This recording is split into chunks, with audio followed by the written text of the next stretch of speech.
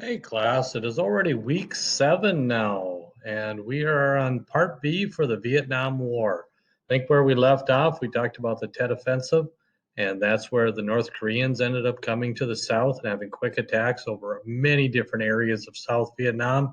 And even though the Americans and the South Vietnamese were quickly able to push the North Vietnamese back and destroy their offensive, it didn't look good on TV, and people were not happy. They wanted the United States out of the war, and they thought that the military leaders and the political leaders were lying to them. So on to Vietnam B.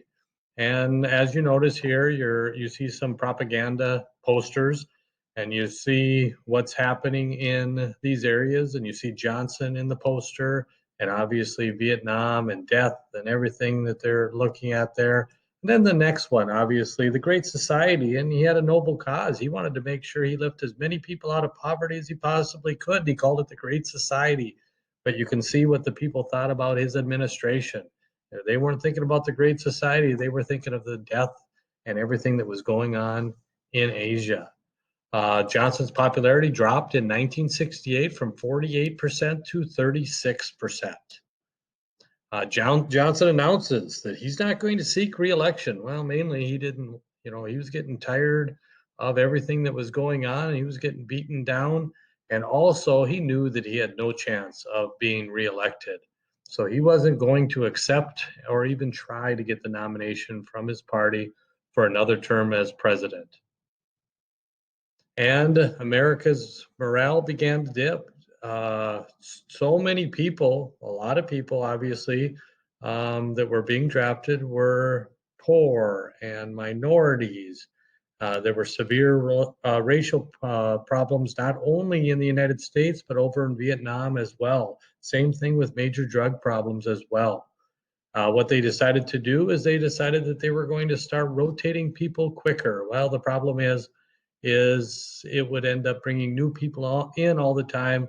So it wasn't a situation where you would have hardened people that were fighting this war. You would have all kinds of new troops always coming in. So by the time they kind of learned the lay of the land, they were already rotating out. Another thing that ended up happening that was going to be a nightmare was the My Lai massacre in 1968. 200 to 500 unarmed villagers were massacred by the United States forces. And Charlie Company, 1st Battalion, the 20th Infantry, obviously they were the ones that were involved in this, and this ended up getting to the public as well. And also, there were anti war demonstrations throughout the United States. These are just a couple of them. In California at Berkeley, the Democratic Convention in Chicago, people were turning against the war effort. Jane Fonda, who's married to Ted Turner and TNT, I believe it is, she's known as Hanoi Jane just because she ended up going to the North and ended up pretty much being a propaganda tool by them, and many people feel that she's a traitor because of it. Also, anti-war demonstrations, eventually they would turn deadly. And obviously, you're going to have Kent State on May 4th, 1970, 4 students shot dead by National Guard soldiers and 11 were wounded. And on Jackson State University on May 10th, 1972, dead and 12 wounded. So it's absolute chaos everywhere. Peace negotiations, and we've talked about this a little bit before, and I know we're not able to go through great detail with this because we only have so much time for these videos. But the U.S. and Vietnamese, it took forever for them to work out an agreement. It took 5 months because they were arguing just over the size of the conference table. So obviously, it was a slow process, and while that was taking place, people were dying in Vietnam. Americans were dying in Vietnam. Eventually, the fall of Saigon on April 30th, 1975, and there's going to be a little film clip about it. The South Vietnamese, many of the allies are going to leave along with the American forces as the North is pretty much going to be surrounding Saigon. They're coming in as the Americans are leaving. And here's the North Vietnamese at the presidential palace. And it was pretty much a peaceful situation here because they were fleeing, the South was fleeing, and the North Vietnamese were coming in. And obviously, from that point on, it's going to be a one Vietnam. And this is a little video clip on the fall of Saigon. And now there's going to end up being a united Vietnam from that point forward.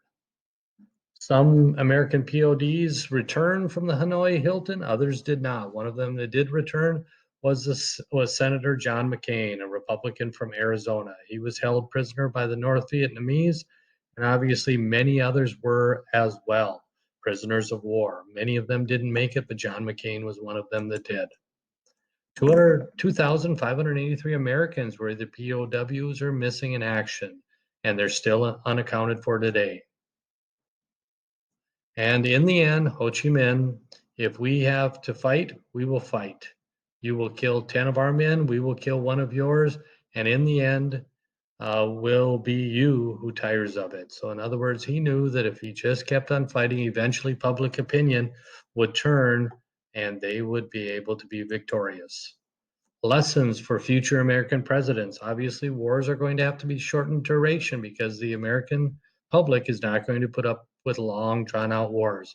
Wars must yield few casualties, and in the Vietnam War, they were watching them nightly as far as the counts of people that were being killed in Vietnam. Restrict media access in the battlefield. So it wouldn't be a TV war. Develop and maintain congressional and public support. Set clear and winnable goals and set a deadline for troop withdrawals. The only problem with that deadline is if the enemy knows you have a deadline, they just have to wait it out. And now there's a Vietnam Memorial in Washington, D.C. for all of the people that didn't make it home.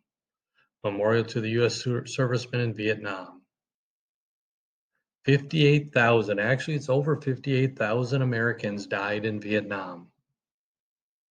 President Clinton, not that long ago, 1995 on July 11th, formally recognized Vietnam as an independent country.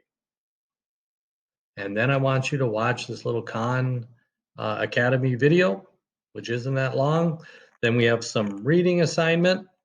And then we have Vietnam Part B, I should say, questions. And then the next thing is it says Vietnam War lesson. It says list 3 reasons why the United States was not successful in Vietnam. So what turned the tide of the war? Give me 3 reasons and just write those down, 1, 2, and 3.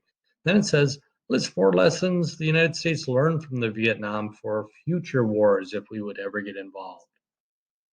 And then that would be the end of week 7. Again, you know, you guys have done a great job this year. Just make sure you get all your assignments in. If there's something that I missed and I didn't put down as a grade, go ahead and let me know and I'll make sure that I get that in, because obviously, you know, there's lots of grades coming in and there's going to be some things that we miss.